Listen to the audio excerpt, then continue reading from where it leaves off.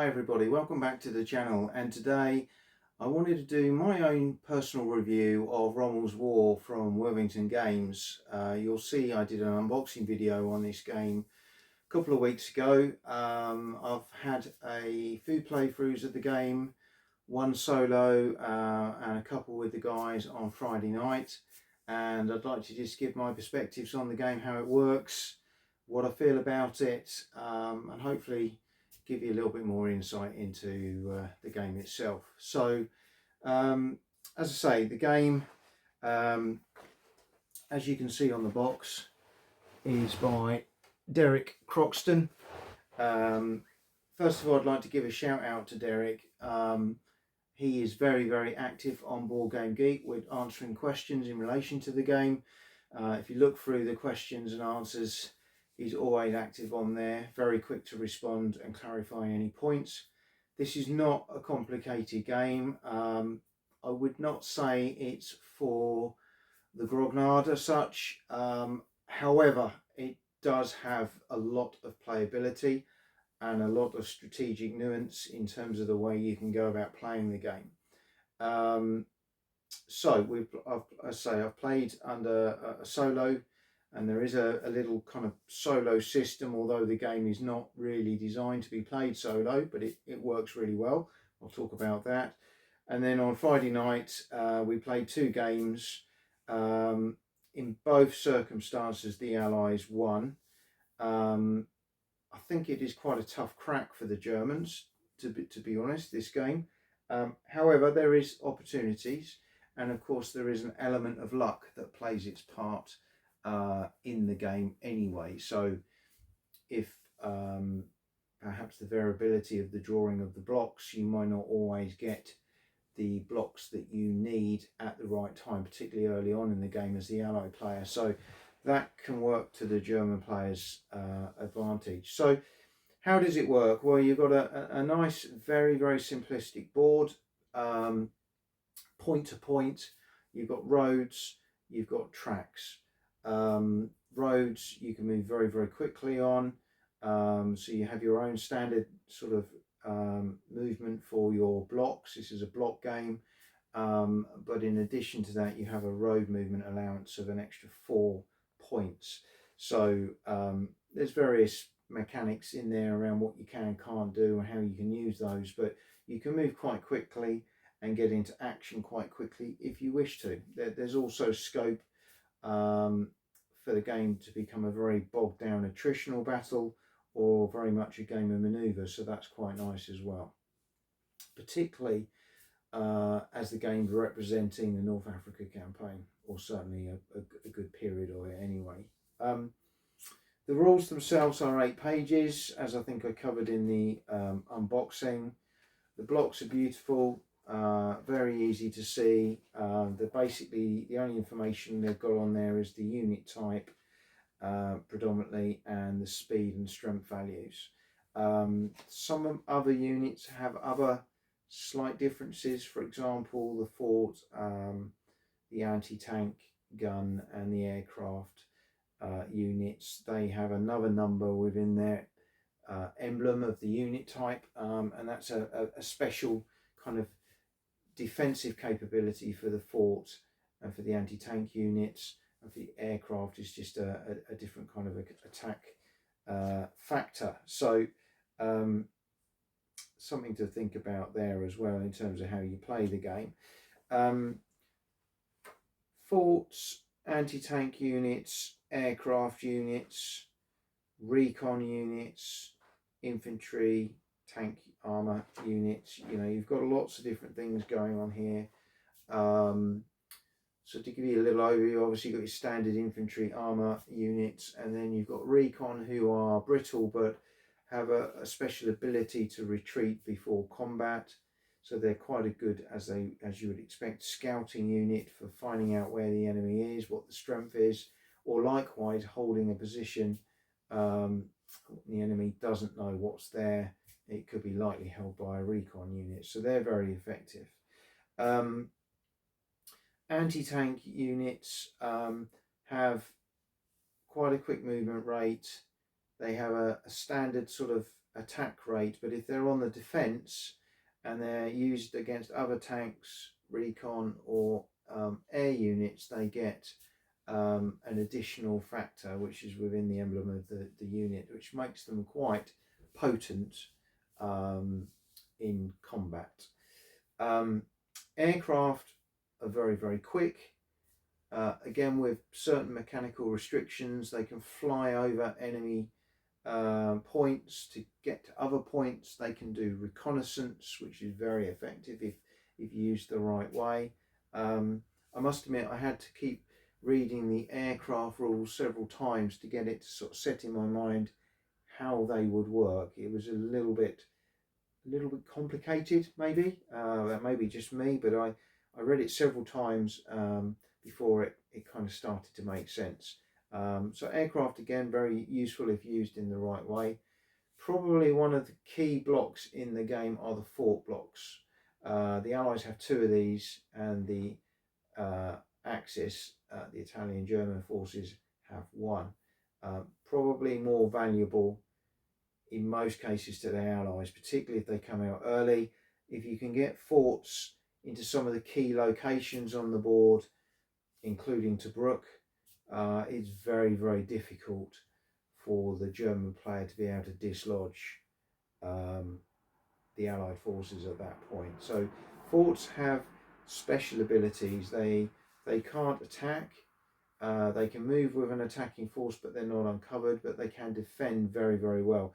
And when they're uncovered for the first time on defence, that's the location they are then permanently set in. So, you know, once you get them into a key area you want, you can sit them there. And the beauty of them is that they don't force other units, friendly units, to retreat from the hex.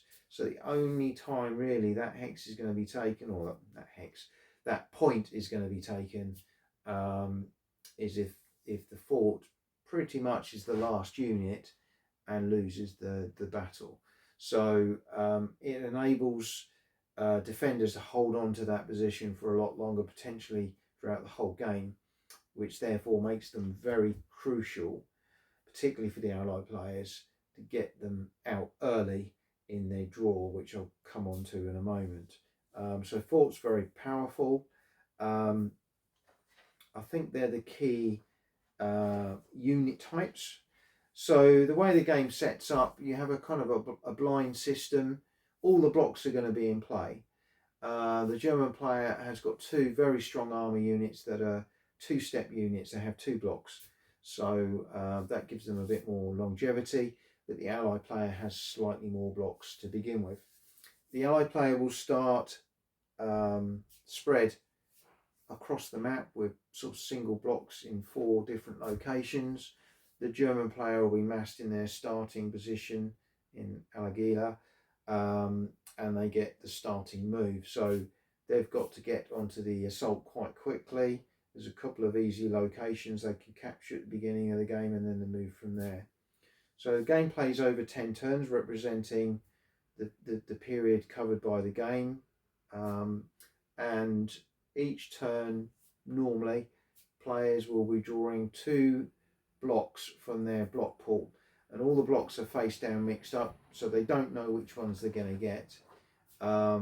In turn 6, the German player gets the 2nd Panzer 2-step unit, and by turn 8 there are no blocks left. So for the last 2 turns of the game there are no reinforcements.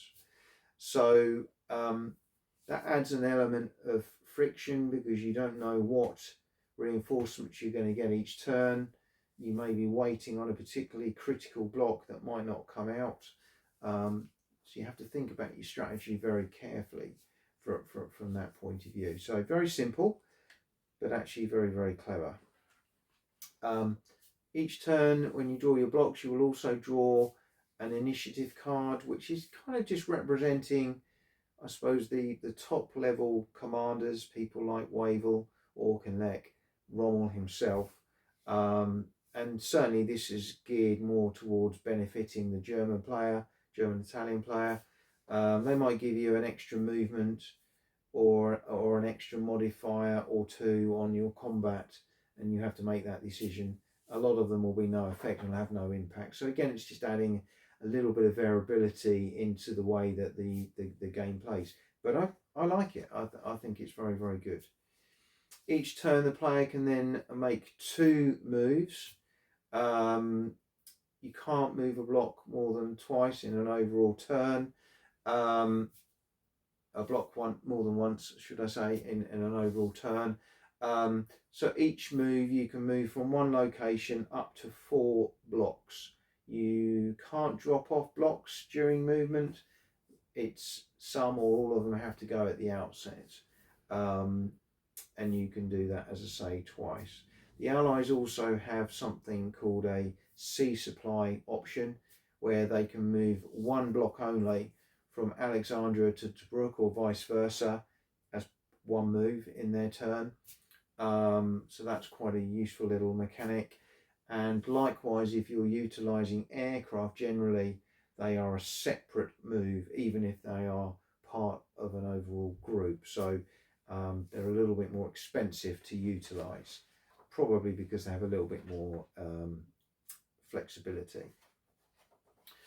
Supply is very important, so it's always important to keep your lines of supply open to your rear headquarter areas, Alexandria and Aguila. And again, that is an element of the game which doesn't happen very often, but if you can manoeuvre and cut off units, that can be absolutely critical and very detrimental to that player in terms of they losing a lot of potential units. So something to think about there.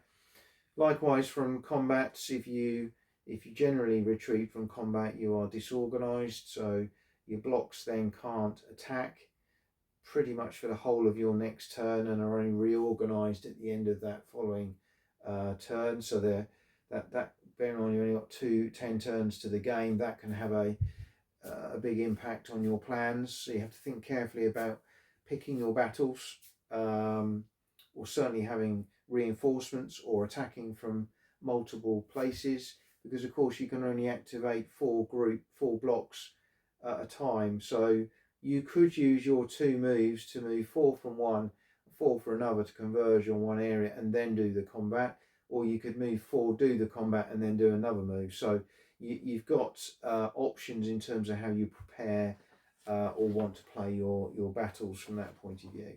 Combat is very, very straightforward. Basically, you go into the same point. The attacker will then use their card if they've got one available, if they want to, for the combat. Players reveal their units, and then we've got the retreat from combat rules come into play. But ultimately, when we come to deal with the melee, it is literally down to the strength count of the units uncovered. Now I say uncovered because you do not have to uncover all your units. So you can deploy, for example, if you've got an attacking group with a fort, you're not going to use a fort, you keep that covered up. Likewise, if you've got units, perhaps you know you're going to lose the battle anyway, or perhaps you've got a critical unit you don't want to commit at this stage, you can keep that covered and win the battle with the remaining units. So some quite, again, interesting mechanics, but it's diceless. There is no luck from that point of view. It's just down to the strength of the units themselves. That is the only element that is different with the solo option. So there is no solo game here. Although because it's a block system, it's very easy to play.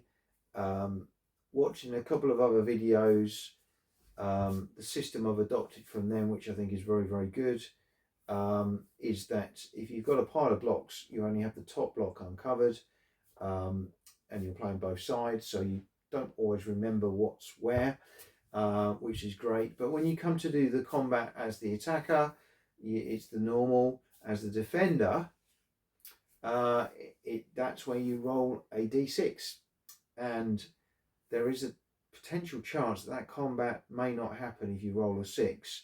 In effect, both units have got in position and then called off the attack or defence from that point of view.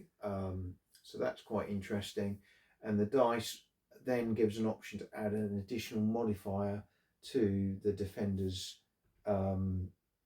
strength. So that can have a quite big a swing. Probably adds a little bit more variability to the combat. Certainly as the attacker, I think you're at more of a disadvantage with the solo bot, if you want to call it that. However, I quite liked it. That unpredictability of, you think you know what you're going up against, and then you get surprised. Isn't that what always happens in warfare? If you haven't been able to do a good reconnaissance or check out the ground beforehand. So yeah, I quite like that. It's very simplistic. It won't be for everybody, but for me, if I want to just have a little quick game, nice and easy on my own, that works really well for me. I think Wilmington and Derek Croston done a great job in that regard. Kept it very, very simple. That pretty much is the game. Winning the game is all about taking Alagila as the allies or Alexandria as the axis. Or if you haven't got those, it's who occupies Tobruk at the end of the game. Or if the player who isn't in Tobruk has the 3 points surrounding Tobruk, then it would go to how many blocks are left on each side. So it's some interesting victory conditions there. It's quite hard to take the key objectives unless one player makes a major faux pas.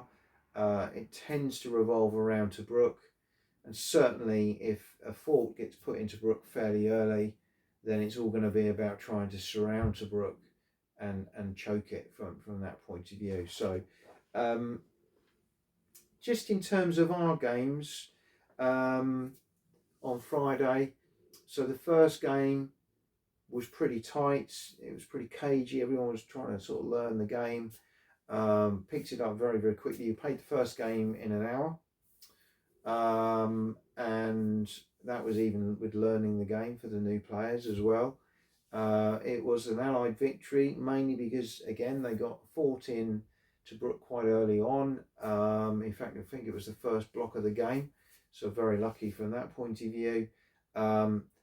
The German player had 2 of the surrounding points, so they needed the 3rd one, but they just didn't have the strength to push through in the time that they had. So that was a very close game.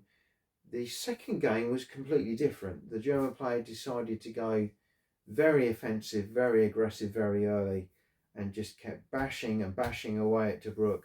And the Allied player, within the first 3-4 turns, had already lost something like 5 blocks or 6 blocks from their forces. So although they were still clinging on to Tobruk, they were having to feed in reinforcements every single turn, which was then taking away options around the rest of the map. Although ultimately the Allies won by default because they held Tobruk, there was a particular point in the game in about turn 9 where I was aware that the Allied player were holding a key point that was strategic to keeping the Germans out of Alexandria with 2 recon units, which were very, very weak. And if the German player had known that and pushed through at that point, possibly he would have captured the key victory condition and won the game. So very cagey game, very different type of game, but again just shows you how the dynamics of the game can change depending on how players want to play it, really, and the blocks and things that they get at the beginning as well, and throughout the game. There are a couple of little optional rules, but nothing major that you haven't seen before. This is not, as I say, this is not a complicated game. The second game took about 50 minutes. I think you probably could get a game done in 45 minutes quite comfortably once you're confident you know what you're doing. So for me, it scratches a real itch. If you haven't got a lot of time, or you want just a quick something that gives you a bit of a, as I say, a feel for the period. It is operational. It's high level. You're dealing with blocks which are representing large formations. As I say, it's a simplistic simplified game, but it runs really quickly. But I think it has a lot of strategy in it, and a lot of strategies that you could use to try and win.